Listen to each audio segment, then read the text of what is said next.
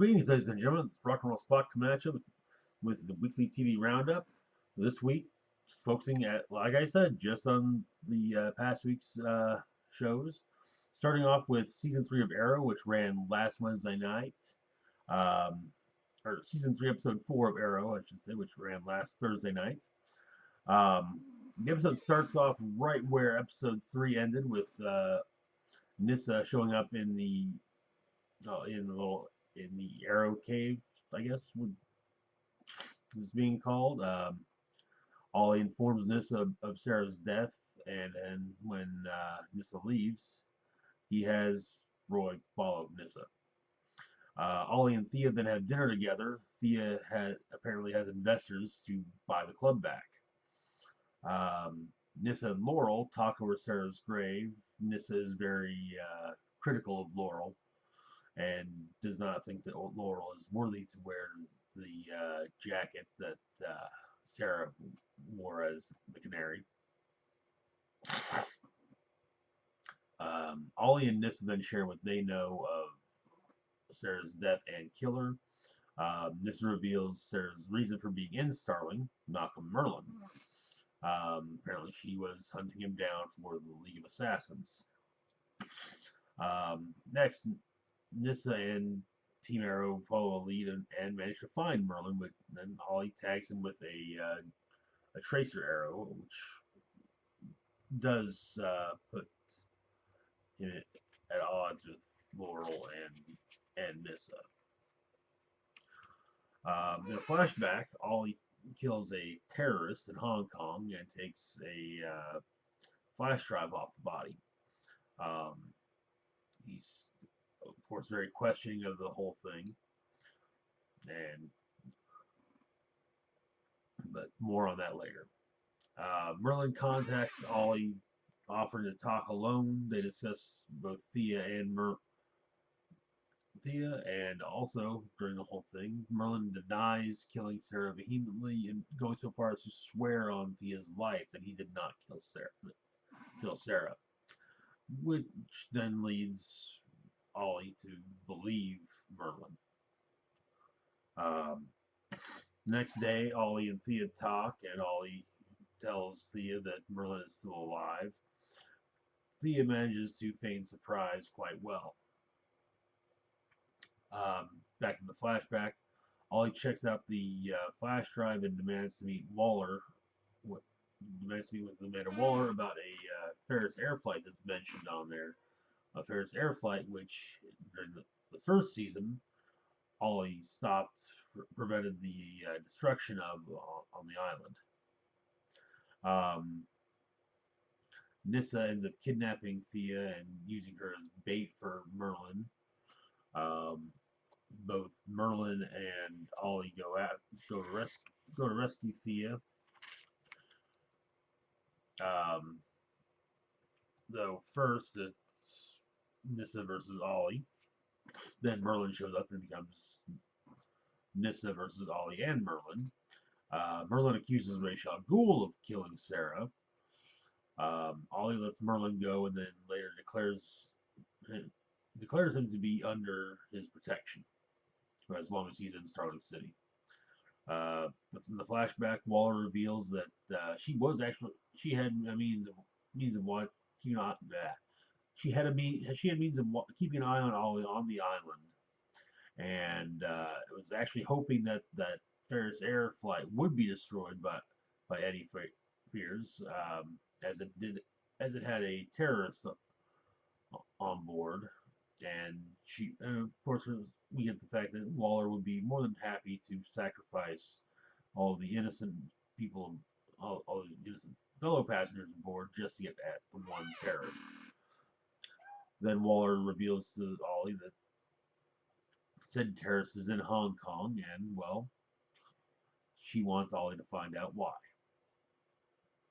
Back to the present, Nyssa stops by the Wildcat gym where Laurel started to learn how to fight and has a discussion with Laurel and decides that maybe she's not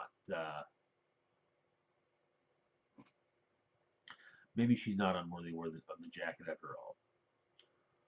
Nissa then returns to Nanda Parbat, the League of Assassins. She speaks to her father, and he basically, for all intents and purposes, declares war on Oliver Queen. All right. Apparently, there was no Flash this week. Why? I do not know, but moving on to Constantine. Begins in Pennsylvania, a coal mining town. One of the miners comes home and burns up in the shower. John heads to the town solo as Chaz is banned for still has a warrant out on in Pennsylvania, and meets a woman who has been both dreaming about him and also drawing him.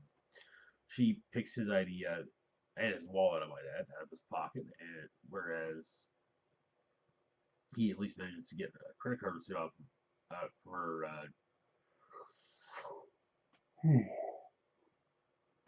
her trash bin, finding out her name. Um, John does some additional research about the dead miner, finds out there were a handful of others, and hears that it might be related to the mine going too deep, though that's just conjecture and superstition and whatnot. John actually goes to the mine and hears something knocking in the depths.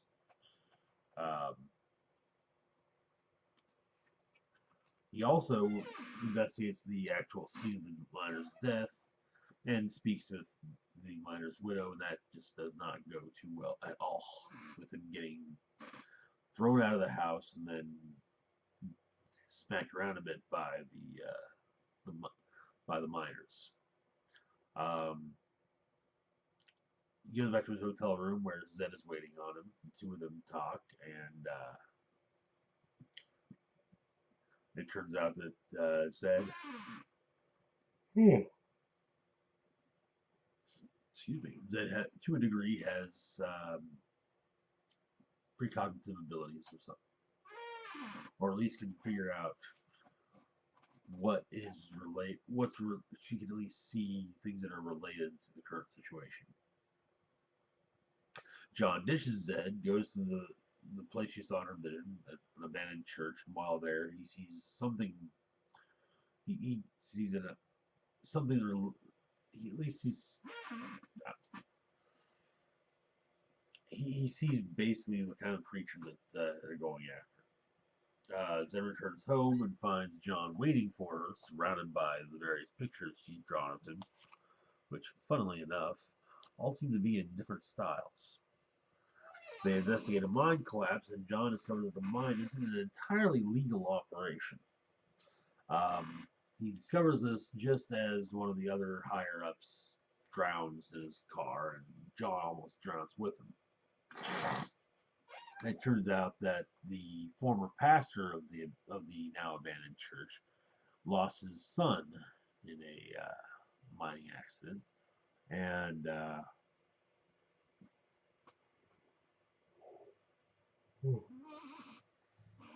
so he becomes their primary suspect.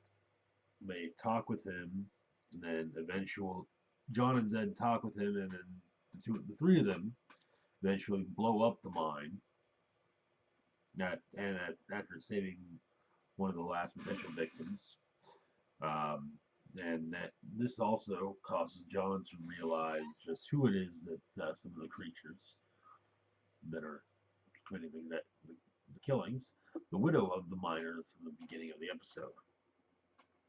John manages to summon her husband's spirits and whatnot to take his vengeance upon her for having basically killed him, rather than die at her hand. And next up, John and Zed discuss the ups and downs of potentially working together, namely the fact that, as John puts it, everyone who works with him dies. So she's a little taken aback by that. That was a good episode. Constantine is managing to definitely continue with the hot, with good quality. Moving on to Gotham. All right, the episode begins once again. This one begins right where last week's left off. Penguin has walked into the GCPD and announced himself to be alive, um, thusly saving Jim and Harvey from being arrested for murder and accessory for murder. Fish Mooney, of course, she hears about this and demands that Gordon be brought to her alive, or mostly breathing, or presumably so that she can talk to him and, well, kill him herself. Bullock and Gordon have a bit of a fight in the locker room. Um, then Gordon goes to Barbara's and discovers that one of Fish's henchmen, her lead henchman, uh, is holding her prisoner, is holding her captive. He shoots one of the other henchmen, and then, well, basically, he rescues her, sends her out of town for her safety. Falcone sends a hitman by the name of Victor Zaz after Gordon, who gets shot twice by Zaz at the GCPD headquarters during a bit of a shootout. Fish and Maroney have a bit of a chat about Penguin, who apologizes to Fish, Mooney, um, for potentially disrespecting her. Some of Falcone's men knock over a truck full of guns and shoot the drivers, not killing them, but just shooting them to send a message. Penguin convinces Maroney's people to hit one of to hit Falcone back, and in fact takes out one of Maroney's men before Falcone and Maroney have a chat. Um, then Bullock comes to Gordon and decides, okay, they're partners again. Let's work together on this. And he decides he'll be a good man again. The next morning, Bullock and Gordon arrest both the mayor and Falcone. However, Zaz now has Barbara held prisoner, and which Falcone reveals, and offers a trade: Barbara's freedom for the freedom of him and the mayor. Um, Gordon takes him up on it. At the end of the episode, Penguin comes to visit Falcone at his home, and a flashback shows what happened when they first met during the first episode, explaining that Penguin was never supposed, Oswald was never supposed to be killed. That he requested that Falcone order Jim Gordon to do because Gordon has morals and would not actually kill him. He would return to Gotham, infiltrate Maroney's gang, and feed Falcone information. Which that was actually quite a surprise to me. I was impressed by that. That was very clever. All right, moving on to episode 7 of Scorpion. The team is contracted to figure out how three prisoners escape from a high-tech prison. Turns out one of the prisoners is a hacktivist, while the others are Russian mobsters. Very quickly, the team figures out how the escape happened and deduces that the hacktivist was kidnapped. After a botched rescue attempt and realizing that what the hacktivist's actual endgame is, the team goes after all three with the intent of returning them all to prison. Of course, their plan goes horribly wrong, but at least at first, and is able to succeed only through the most unlikely of circumstances. Namely, Cade and his people showing up on the other side of the compound where they were sent. A running subplot from the episode is that Paige's ex, Ralph's father, it, is in town and wants to visit with Ralph. In the end, uh, they do have a little meetup with Walter and Cade watching. The idea being Walter's watching after Ralph, Cade's watching after Walter. A common theme of the episode was father figures. Moving on to Sleepy Hollow. Opens where last week's episode left off with Katrina going through the effects of the spider bites. Henry arrives with other agents of Moloch's, causing a divide between the Horsemen and Henry. Katrina manages to escape, however, and ends up in the hospital where she's reunited with Ichabod and Abby, who get her out of the hospital. And Ichabod and Katrina go to the archives while Abby trails Henry's men, who turn out to be part of the Hellfire Club.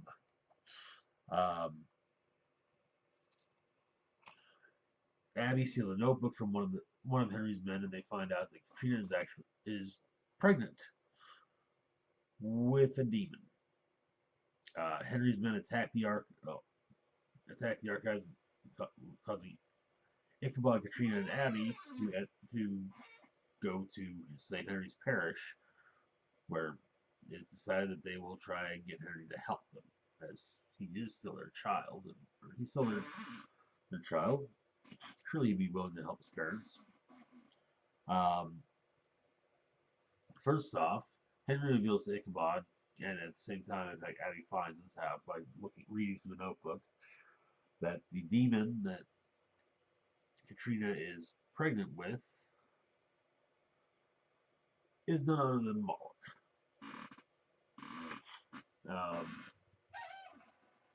Also, Henry refuses to help, deciding that he chooses Moloch over his own blood. Abby coerces the sheriff into raiding the warehouse the Hellfire Club is operating out of, and manages to get more information. This also gets Abby and Crane into the sheriff's good graces. However, shortly after the raid ends, they find out that Katrina is going into labor, and at St. Henry's, an item is found that was created by Ben Franklin, and with the idea being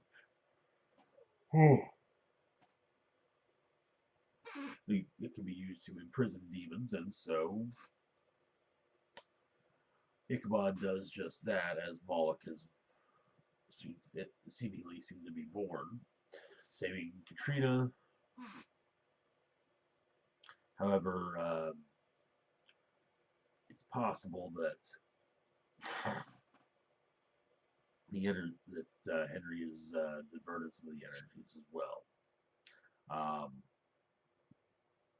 Anywho, that's it for this week's weekly TV roundup. As there was no episode of either Agents of Shield or The Flash. So next week we'll have all 7 shows, and also this Saturday we will be doing a new video. That's really all I've got for now. Don't forget to like, subscribe, comment if you feel the need to. Follow me on Twitter, like my Facebook page. Links to both of which are down below. This general area down here. But at least it's the Rock and Roll Spock signing off, and as always, live long and rock hard.